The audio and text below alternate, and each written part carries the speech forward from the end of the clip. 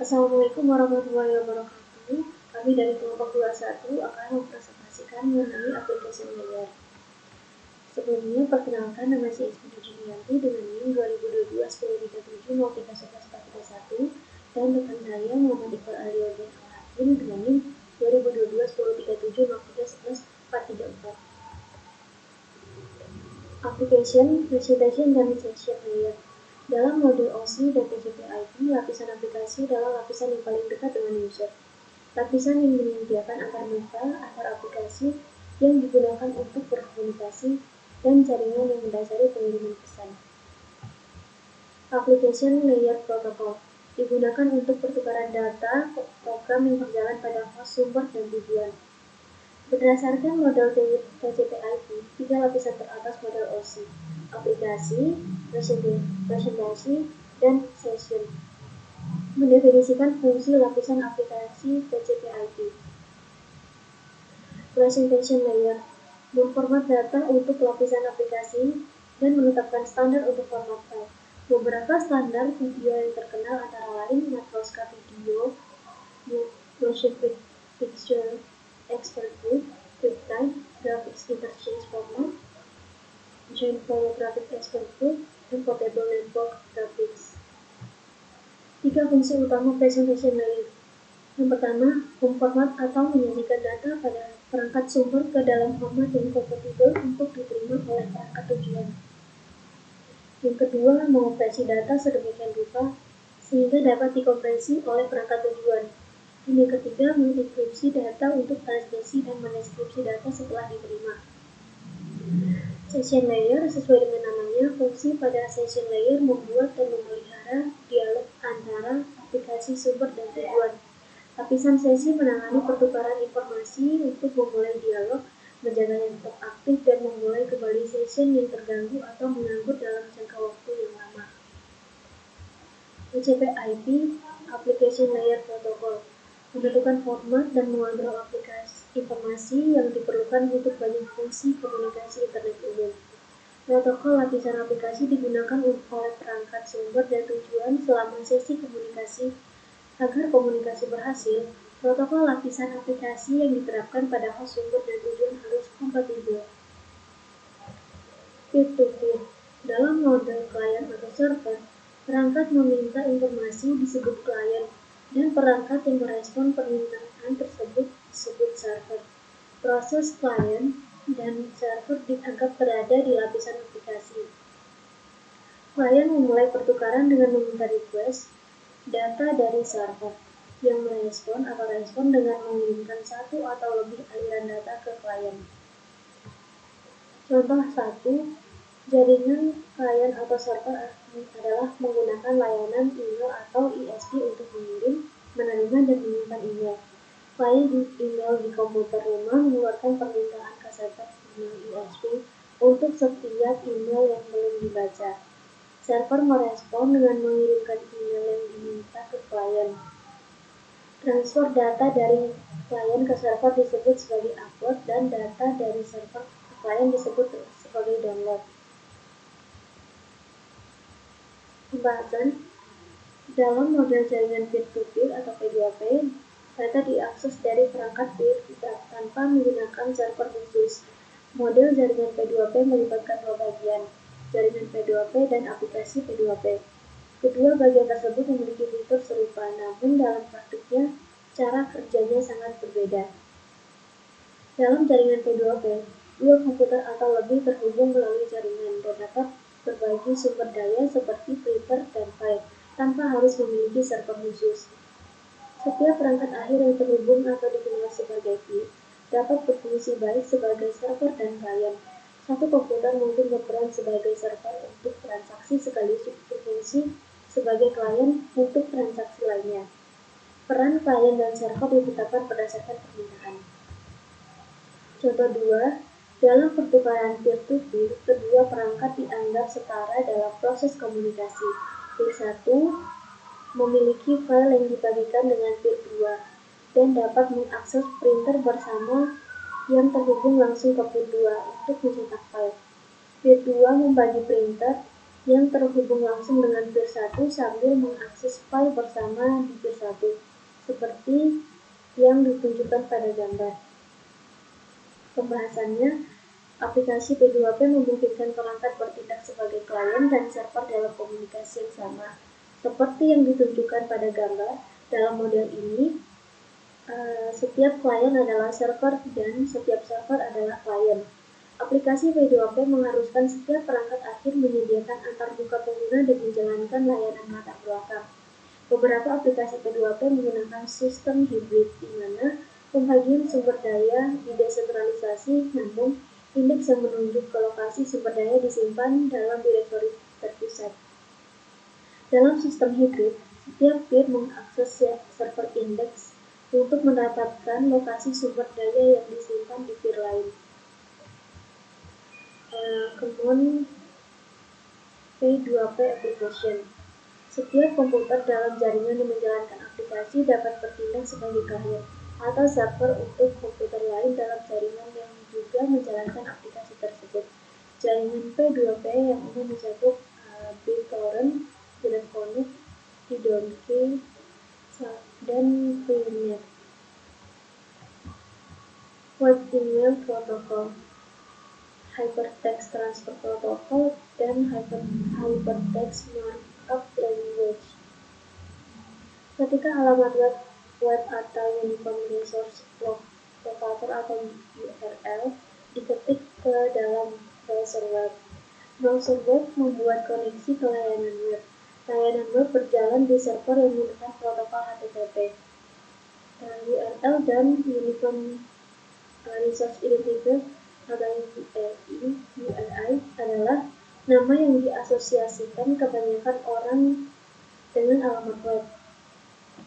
Langkah 1, browser melahirkan 3 bagian URL: HTTP, protocol or scan, www.cisco.com, the server name, index.htm, the specific file name request. Langkah kedua, browser kemudian memeriksa dengan server nama untuk mengkonversi www.cisco.com menjadi alamat IP memory yang digunakan untuk terhubung ke server. Klien memulai permintaan HTTP ke server dengan mengirimkan permintaan GET ke server dan meminta file indeks HTML.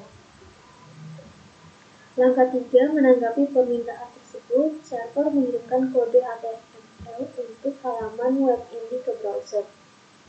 Dan langkah yang terakhir, browser menguraikan kode HTML dan memformat halaman untuk jendela browser.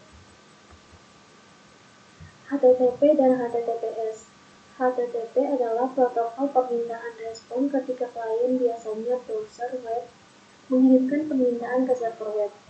HTTP menunjukkan jenis pesan yang digunakan untuk komunikasi tersebut. 3 jenis pesan yang umum adalah GET.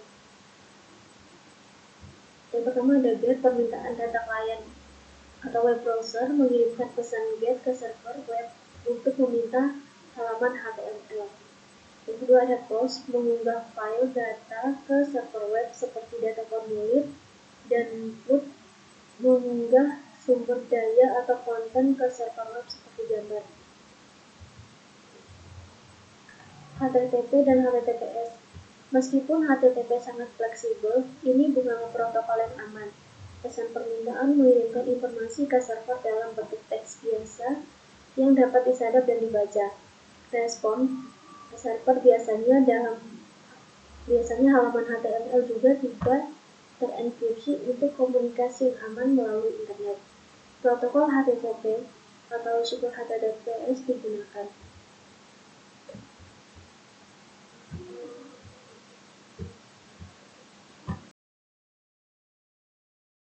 Di sini saya Muhammad Iqbal Aludin Hakim dengan 434 ingin melanjutkan presentasi dari teman saya. Protokol email. Salah satu layanan utama yang ditawarkan oleh ISP adalah hosting email.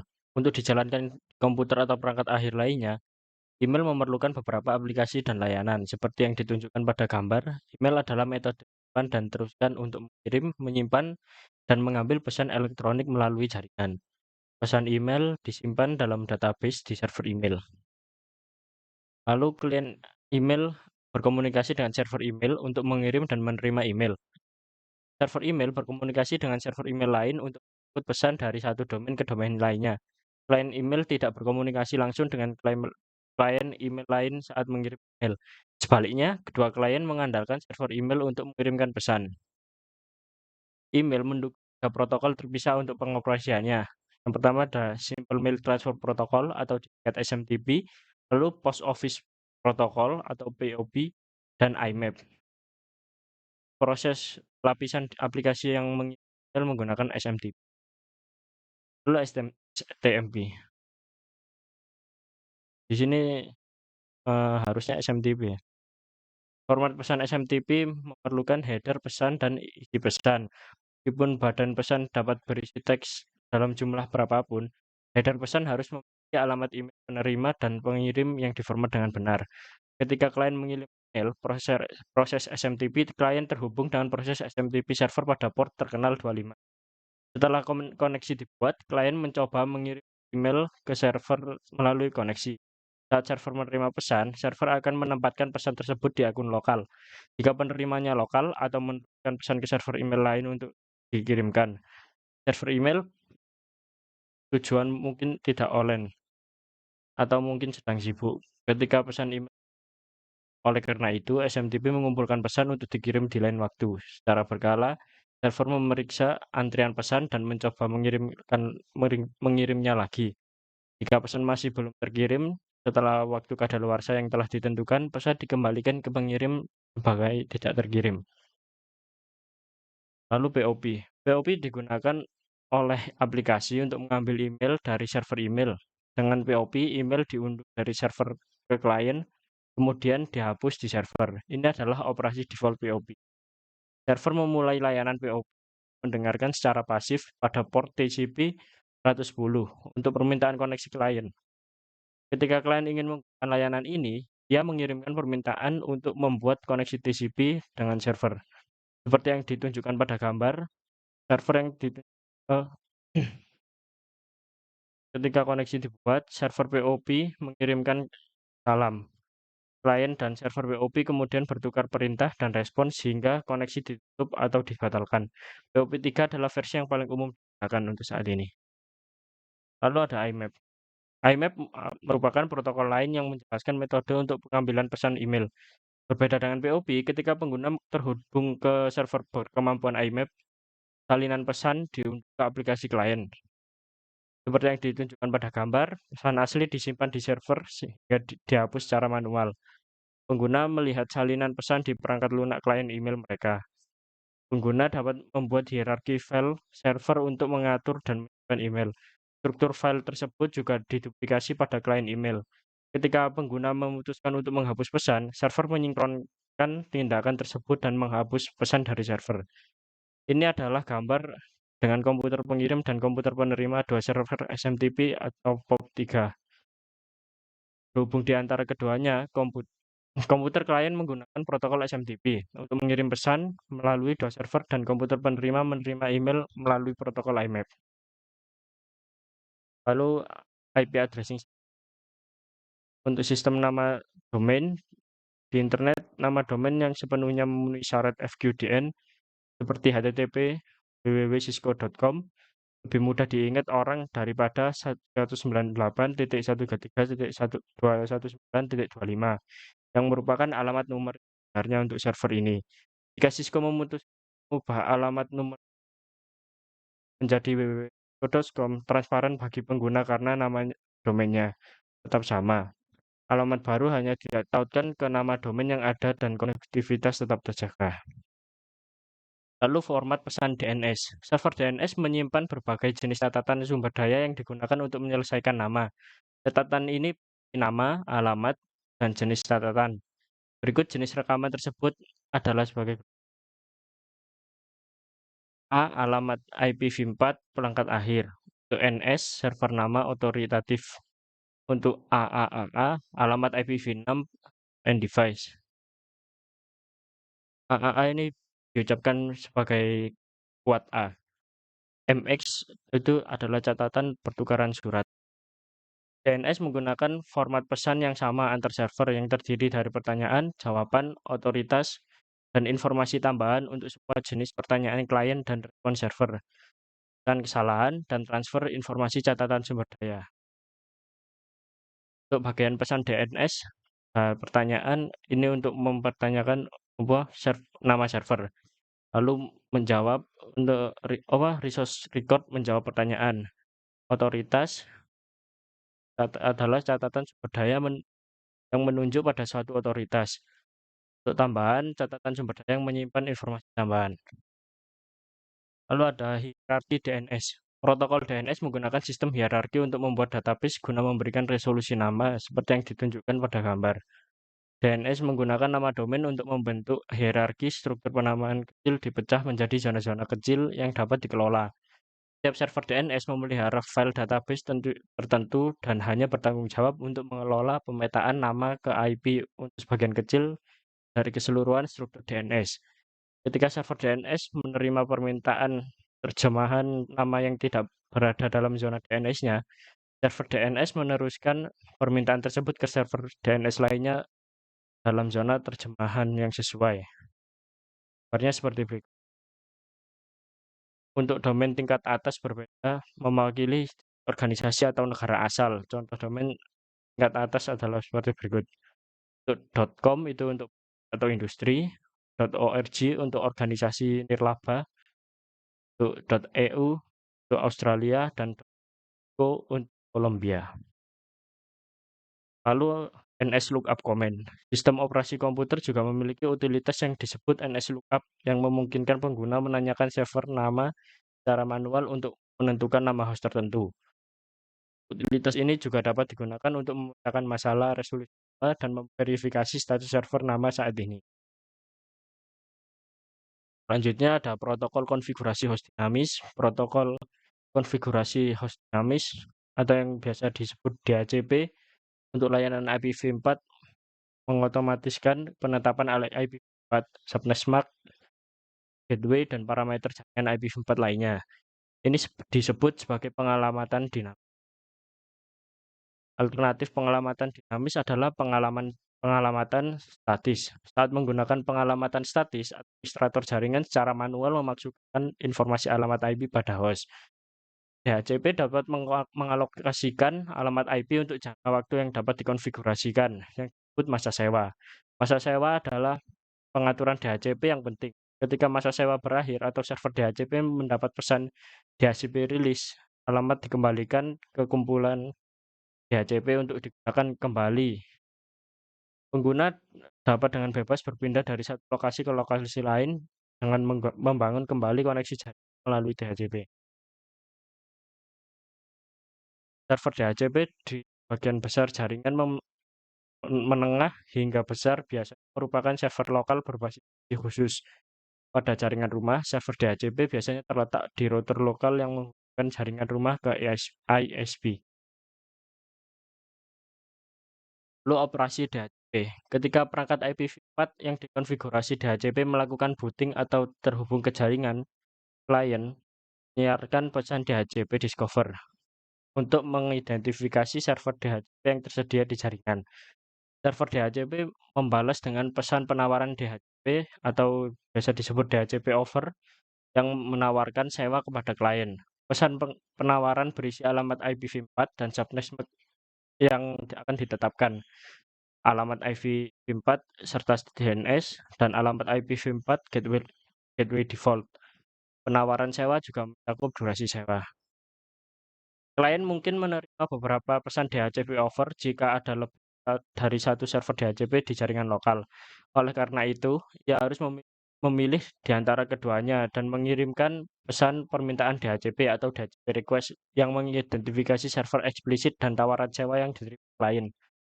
Dengan asumsi bahwa alamat IPv4 yang diminta oleh klien atau ditawarkan oleh server masih tersedia, server mengembalikan pesan pengakuan DHCP atau DHCP pack DHCP ACK yang memberitahukan kepada klien bahwa sewa telah diselesaikan.